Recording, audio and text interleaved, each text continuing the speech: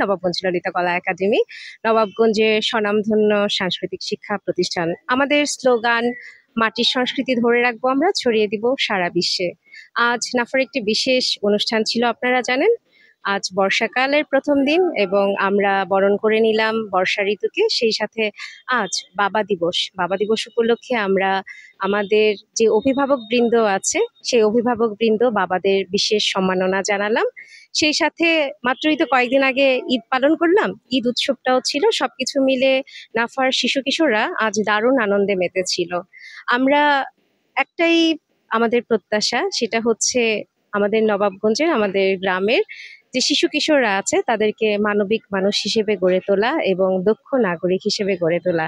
তাই নাফায় আজকাল নাচ, গান, আবৃত্তি, অভিনয়, গিটার, চারুকলার পাশাপাশি আমরা ইংরেজি শিক্ষা এবং সুন্দর হাতের লেখার ব্যবস্থা করেছি। প্রতি শুক্রবার সকাল 10টায় নাফায় ক্লাস হয় নবাবগঞ্জ পাইলট উচ্চ বিদ্যালয়, এবং প্রত্যেকটা বিভাগের শিক্ষকরা ঢাকা থেকে আসেন। আমরা নবাবগঞ্জের শিশু কিশোরদের জন্য এই সুযোগের ব্যবস্থা করে দিচ্ছি। নবাবগঞ্জের থেকেই ঢাকা শিক্ষকের মাধ্যমে তারা শিক্ষা নিতে পারছে। ওদের আমি দেখেছি যে খুব ডেডিকেটেড নাচের প্রতি। ওরা শুক্রবারে পরীক্ষাও দিল, খুব ভালো পরীক্ষা দিয়েছে, ভীষণ মনোযোগী স্টুডেন্ট।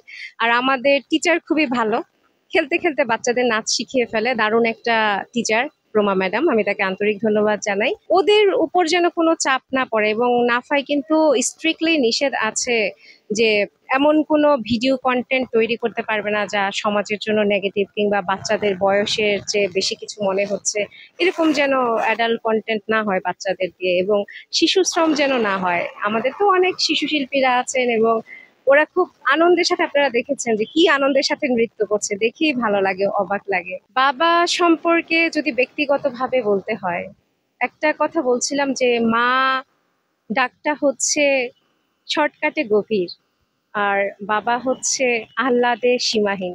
বাবা হচ্ছে আমাদের পথপ্রদর্শক এবং ভালোবাসার মানুষ, সবচেয়ে প্রিয় বন্ধু। ঈদ তো আমরা একসাথে উদযাপন করলাম, গত বছর তাই ছিল। গত বছর আমরা এই তিনটাই করছি, এবারও তাই হলো।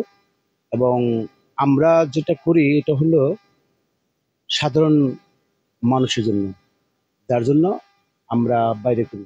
এই কিন্তু মনে করেন দিন দিন লোপ পাই যেতেছে, আগের দিনের মতো তো কিছু হচ্ছে না। প্লাস বিভিন্ন কারণে এই সাংস্কৃতিক আন্দোলন বা সাংস্কৃতিক কর্মীরাও অনেকটা বিমুখগামী হয়ে গেছে বর্তমান প্রেক্ষাপটে।